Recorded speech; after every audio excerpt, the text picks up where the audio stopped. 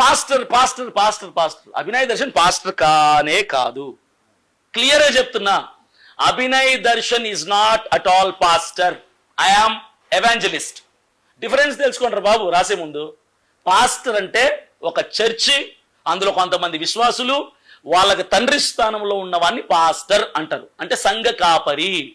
నాకు చర్చి లేదు, నేను అద్దెకి తీసుకుని ఎక్కడ చర్చి నడిపించడం లేదు, నేను ఎక్కడ కూడా ప్రతి ఆదివారం చర్చిలో వాక్యం చెప్పడం లేదు. నేను పాస్టర్ని, సంఘ కాపరిని కాదు. నాకు ఒక సంఘ బాధ్యత లేదు.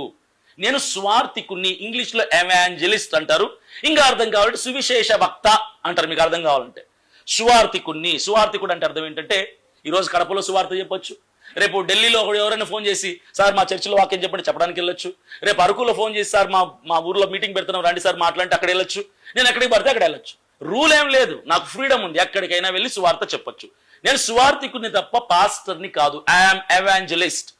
క్లియర్గా చెప్తున్నా.